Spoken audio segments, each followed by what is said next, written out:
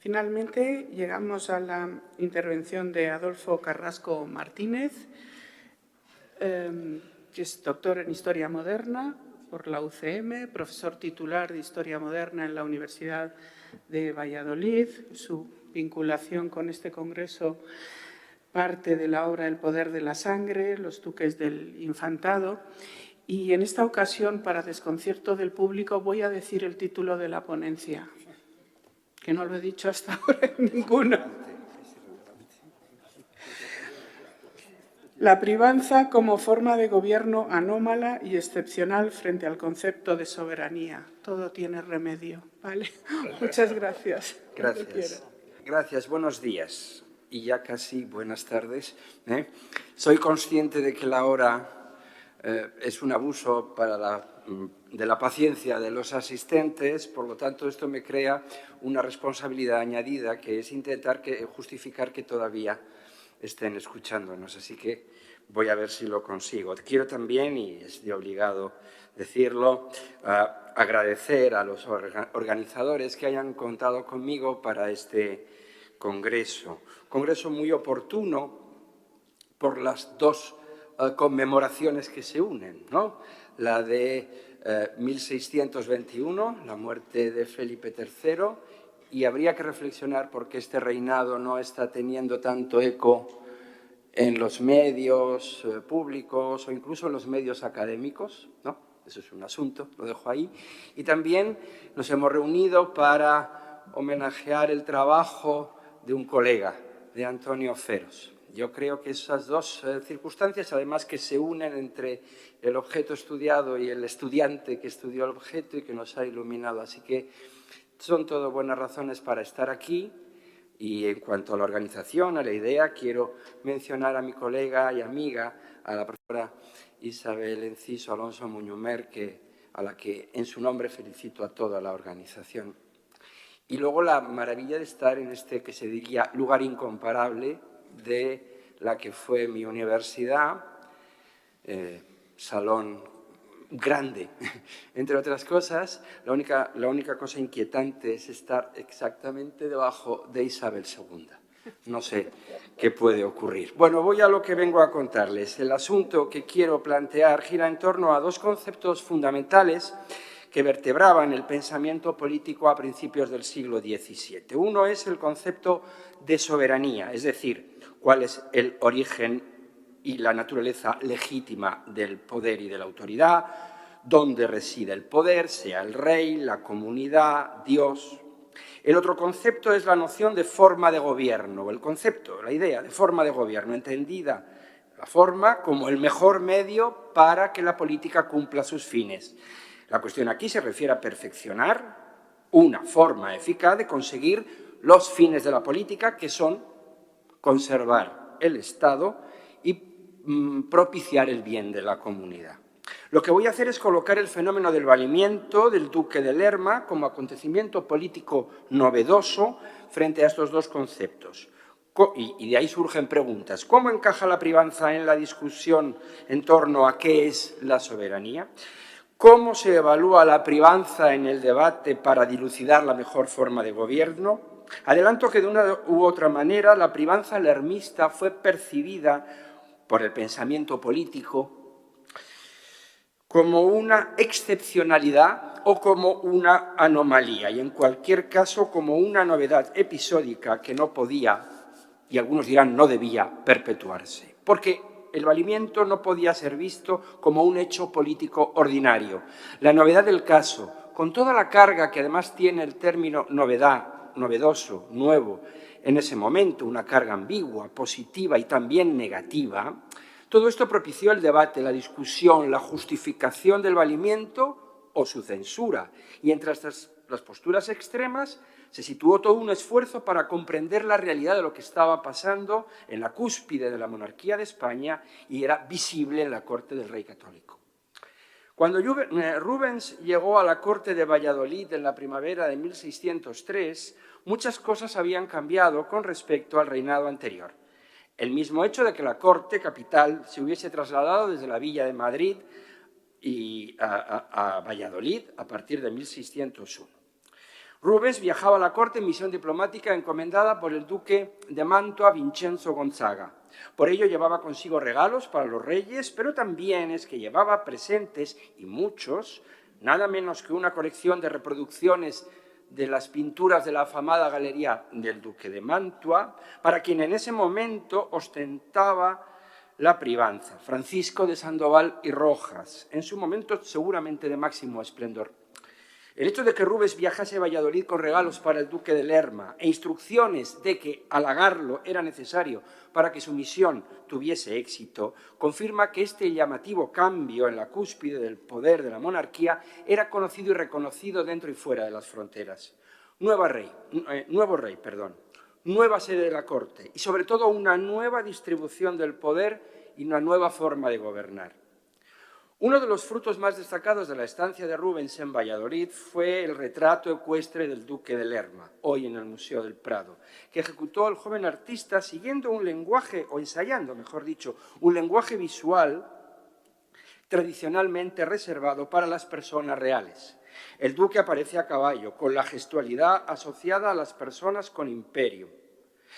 Está claro que Rubens captó muy rápidamente quién era el retratado, hasta dónde llegaba su poder, o hasta dónde aspiraba que llegara su poder, cómo este protagonista nuevo quería presentarse ante los demás, y no menos importante, cuál era la manera en la que esperaban verlo quienes eventualmente contemplaran el retrato. La propuesta rubensiana aportó una sugestiva y muy atrevida manera de expresar el valimiento, o más exactamente, una codificación que interpretaba con una imagen, un lienzo, la nueva situación política y cortesana. En busca de un lenguaje visual propio, el privado se hacía visible con un gesto, una mirada, una postura muy semejantes a los del monarca. No es este el único intento pictórico de reflejar cómo habían cambiado las cosas en la cumbre de la monarquía. El pintor del rey, Juan Pantoja de la Cruz, también vallisoletano, plasmó en dos retratos de composición muy similar la elevación del privado tan cerca del monarca que su apariencia se asemejaba. Dos retratos que seguramente pintó en Valladolid, uno del rey, que aparece vestido de la misma forma que el duque de Lerma. Vistos uno junto a otro, no es que les esté negando mirarlo, es que he olvidado el pendrive donde traía las imágenes. Pensé aquí, no. Sí, lo siento.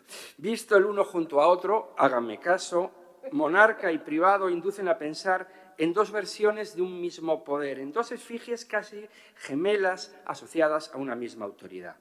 Todo esto son indicios de una nueva situación, denotan el carácter polémico también que entrañaba interpretar lo que ocurría en la corte. La novedad, todo esto, ¿qué pasaba? Hagámonos unas preguntas. Pero solamente había cambiado la forma de gobernar, pero solamente eso implicaba consecuencias para la toma de decisiones y la forma de ejecutarlas. ¿Afectaba esto a la autoridad del rey, es decir, al mismo concepto de soberanía? Podemos decir que en el terreno del pensamiento político del XVII, el valimiento afectó, como he dicho, de lleno a estos dos conceptos, soberanía y forma de gobierno. De ahí considerarlo como una excepcionalidad o como una anomalía. El privado asumía unas funciones de intermediación que no estaban previstas en la arquitectura ordinaria, político-administrativa de la monarquía. La posición de Lerma, por tanto, transgredía la norma, o la distorsionaba, o en cualquier caso actuaba al margen de esta. Contrastemos primero la privanza con la forma de gobernar. Dice Fernández de Medrano en su República Mixta, dedicada al duque de Lerma y publicado en 1602, la nave que es gobernada de dos, dice, sin tormenta peligra. Él está hablando de una forma de gobierno, una monarquía mixta, una praxis política que entiende la única posibilidad de hacer viable la privanza como una delegación del rey. En realidad lo que hace es describir la situación que está ocurriendo. Y esa es esa idea suya de monarquía mixta, limitando a un gobierno monárquico, sometiendo, por tanto, la ejecución ejecutiva del privado Lerma. Y le advierte al privado que solo puede actuar sujeto a las leyes y al príncipe. Su poder, por tanto, es un poder por delegación o por comisión. Años después, Juan de Santamaría, en 1616, se pregunta textualmente, si es bien que los reyes tengan privado, y se muestra cauteloso a la hora de decirlo en estas fechas. Su propuesta consiste en desplazar la privanza hacia la institucionalización, convirtiendo la figura en una secretaría del rey. Daba también otra alternativa, pluralizar el valimiento, es decir, diluir la cuota de poder de uno entre varios. La preocupación de Santa María es que cómo conseguir que el rey conservase la integridad de su autoridad, asumiendo que era necesario delegar funciones en consejeros y ministros. Solo así era posible insertar la privanza derivándola a una institucionalización, porque de otra forma sustentarse sobre el poder del afecto siempre era poco recomendable. Otros insistieron en planteamientos parecidos. Me quiero centrar en Juan de Madariaga, un cartujo valenciano, que plantea quizás la que sea la más sólida y ambigua también, defensa de una configuración sinodial de la gestión política. Madariaga dibujaba un Estado encabezado por el rey, regido por la ley natural y civil y gestionado por órganos colegiados en todos los ámbitos. Ahí no quedaba espacio, evidentemente, para en ese espacio no quedaba sitio para la figura de un válido que acumulase todo el poder. También defendió la idea de que el Estado necesitaba de consejos y de consejeros el jurista Lorenzo Ramírez de Prado. Insiste en la función de consejo tan necesario, pero que no debía limitarse a un solo consejero, porque ni la confusión estorbe, dice, ni se aventure la confianza. Todos ellos lo que estaban poniendo de manifiesto es que la posición del válido estaba demasiado expuesta, que su elevación al lado del rey y su ubicación como cuerpo extraño a los procedimientos de gestión y al margen de las instituciones le mantenían una permanente debilidad o anormalidad. Algunos escribieron más o menos veladamente contra el privado y sus actos, otros, quizá más finos, más prácticos o más cínicos. Sugirieron la oportunidad de institucionalizar el valimiento de alguna manera, tanto para neutralizar los riesgos de su excepcionalidad como para diluir su poder extraordinario en la estructura de gobierno. Paso ahora, con premura, a hablar del válido en relación con el concepto de soberanía o suprema potestas, que en realidad es una ontología del poder, o quizá, por ir más allá, sería una especie de ontopraxología, es decir, cómo debe ser correctamente entendida la soberanía. A ver cómo encaja aquí la figura del válido. Evidentemente no queda mucho espacio para el válido. Si se trata de una manera de entender la soberanía, como lo hace Pedro de Rivadeneira, en términos providencialistas, no hay ningún lugar. Si Dios era el que había delegado el poder, o la autoridad, perdón, en el rey, este a su vez no podía delegarlo en un válido. Juan de Santa María decía que en esta línea parecida el rey podía ser considerado Dios en la tierra o vicario suyo, por lo tanto tampoco tenía sentido que el rey pudiera delegar esa función otorgada directamente por la divinidad en otro hombre. Solo se aceptaba en su caso, decía Santa María, al válido como un funcionario más de la alta administración sin que su papel pudiese penetrar en esa esfera más allá de lo político que es la suprema potestas. Tampoco el privado podría injertarse con facilidad en la visión contractualista o constitucionalista de la soberanía que desarrolló con diversos planteamientos la escolástica. Mariana en ese sentido es absolutamente claro, Juan de Mariana. Dice que el rey necesita consejeros, claro, pero, y cito textualmente una cita un poquito más larga, dice Mariana, se ha de evitar que nadie adquiera un ascendiente tal en el ánimo del príncipe que le permita decidir todos los negocios del Estado o parte de ellos. Y ahora ya es mucho más claro todavía. No me cansaré nunca de repetirlo. Los válidos poderosos son un indicio de que el príncipe no es grande. Por fin, otra noción de soberanía, la de Francisco Suárez, parecida pero con notables diferencias a la de Mariana, Cuando habla de una comunidad política perfecta, ese corpus mysticum que habría otorgado al rey por consenso la soberanía, el legitimum imperium, tampoco aquí entra la figura del valido, la naturaleza del poder del rey, que no es por delegación, sino por transferencia irrevocable de la comunidad política. Si ese poder soberano no es delegable, el rey está incapacitado para compartirlo con nadie. Como mucho, el privado podrá integrarse en el equipo de individuos que desempeñan funciones al lado del rey, pero nunca como un intermediario entre el soberano, el rey, por decirlo de otra forma más clara, y el origen de la soberanía humana que proviene de la comunidad política.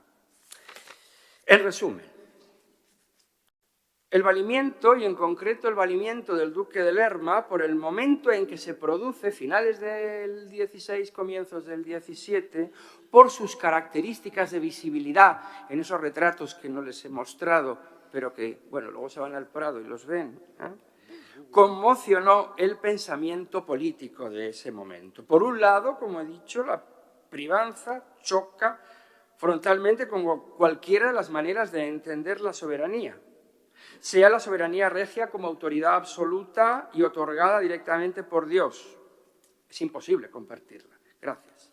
Sea una soberanía entendida como transferencia desde la comunidad de individuos o el pueblo al rey. Un traslado de soberanía que una vez realizado no podría ser revertido, pero que no puede ser compartida por el rey, porque ejercer una magistratura de estas características es algo indivisible e incompartible. Y en tercer lugar, en esa otra manera de entender la figura del alter ego, si se le considera como legítimo poseedor al rey de la soberanía devenida de la comunidad de hombres, a través de un contrato, como hace Mariana, todo lo que perturbe ese contrato reversible, en el caso de lo que dice Mariana. El pueblo tiene derecho a recuperar la soberanía en ejercicio si el monarca incumple el pacto, sea por medios pacíficos o sea por la fuerza, el tiranicidio, como afirma Juan de Mariana y como antes se nos ha explicado, en algunos casos se volvía a plantear con dramática intensidad. En cuanto a el otro planteamiento, el de la forma de gobierno, el otro concepto, el valido es obviamente también una anomalía, por cuanto es una cuña en la arquitectura, en la estructura de la alta administración. Al margen del espíritu de la polisinodia, al margen de esa constelación de jerarquías cortesanas, pero al mismo tiempo es su posición de relevancia y precaria, esa ambivalencia constante y dependiente solo de un orden tan evanescente como es el orden de los afectos. Sin embargo, y con esto ya termino, sin embargo, podía considerarse la privanza, y se empezó a considerar la privanza de Lerma, como una excepcionalidad justificada, si entendemos que el valimiento se produce en un ambiente cultural en el que era posible considerar la realidad de la política como una constante excepcionalidad, literalmente como un estado de excepción permanente, en el cual la norma cede en favor de la oportunidad y de la eficacia. En 1639, Gabriel Naudet, en su famoso libro Consideraciones sobre los golpes de Estado, hizo, yo creo, la definición contemporánea más completa de esta idea, llevándola a su visión más radical, cuando define la política como un golpe de Estado permanente, entendido el término golpe de Estado como la toma de decisiones constante conducentes a la conservación del poder. Aquí el valido encaja, por tanto, me parece, como dentro de, si pensamos en la política, como una excepción constante al margen de la norma, por cuanto la política es percibida por muchos como el territorio donde reina la variabilidad y la contingencia, el reino de lo azaroso, el reino de lo ocasional. Igualmente encajaría la privanza en la idea de la prudencia como principal habilidad política, prudencia, cautela, disimulo, cálculo. Por tanto, un hombre excepcional para asuntos excepcionales, aunque estos sean constantes. También encaja, digo, la excepcionalidad del valimiento en la concepción de la autoridad soberana como capacidad de decisión, la decisión que toma el rey. Y aquí entraríamos, no me voy a extender, sobre ese decisionismo político que los más radicales defensores del absolutismo defendían. En suma, la figura del privado como excepcionalidad en la cumbre de la monarquía encajaría en eso que hemos denominado razón de Estado. La privanza sería un recurso ocasional justificado por la capacidad que tiene para dar respuesta a problemas concretos.